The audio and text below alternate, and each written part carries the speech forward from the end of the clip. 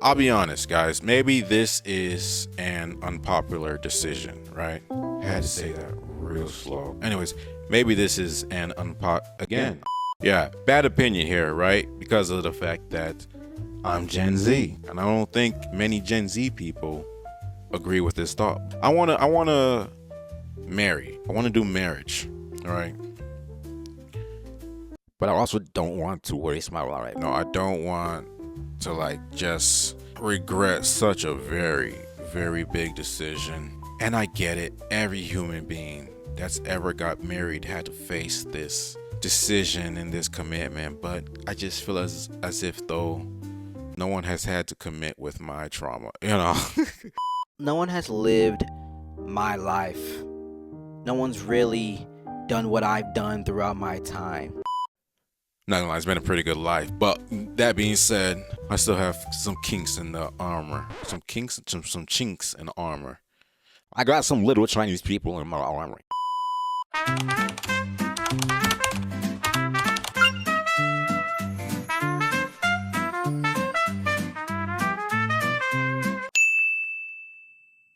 So I wrote down this stat. It reads, women initiate 70% of all divorces in the US.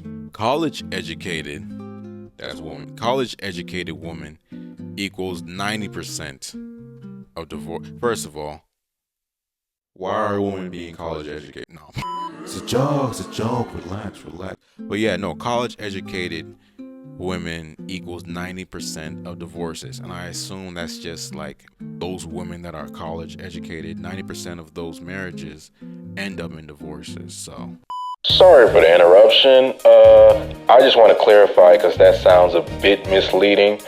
I'm saying 90% of the time in marriages where there's a college educated woman, if there's to be initiated a divorce, 90% of the time, it's by that college-educated woman. not a good start, you know?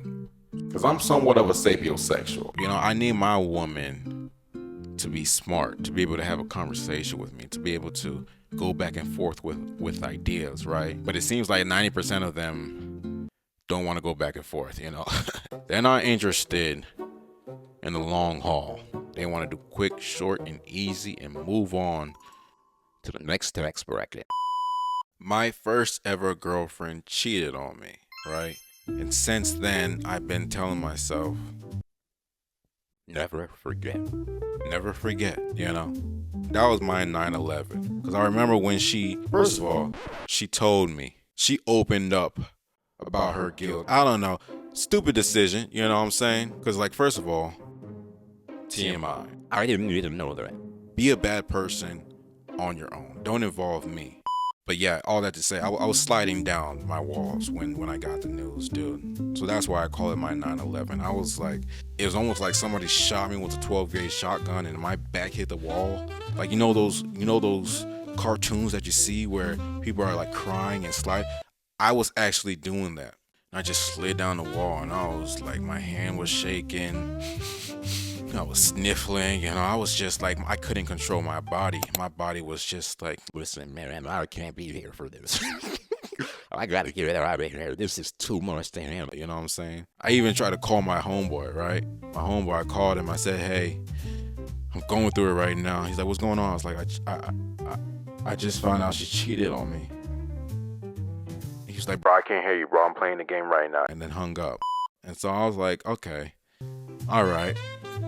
What a world we live in. But that was my first impression of a relationship. It didn't really set things up for success, you know, but I think in a way I'm still dealing with that. But at the same time, it's like this is a reality, you know what I'm saying? What am I gonna do? Experience what I experienced and be like, that wasn't real. No.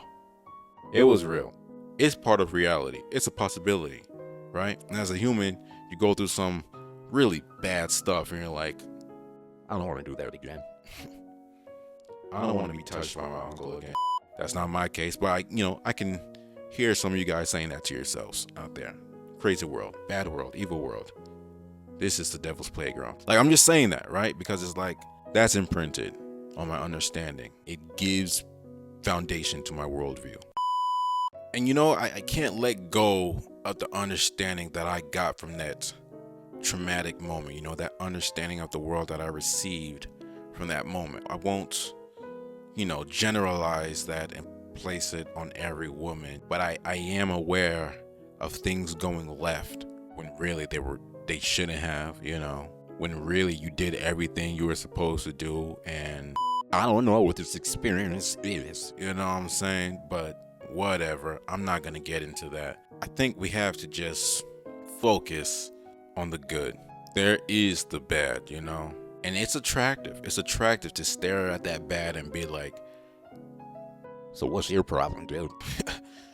why are you in my life? What are you doing here? What you got going on? And the thing is, while life is still going on, you're looking at that bad thing, you keep tripping up, you know, you keep going through the mistakes, trying to solve that one moment, trying to solve that one thing that took place in your life 5, 10, 15 years ago. You know, you got to let it go. You got to realize that, you know what? I guess this seems to be the morale. I don't know who created this world. I don't know what's going on, but I'm not going to let that get to me, you know? You got to move on. And so that's why I'm like, you know what?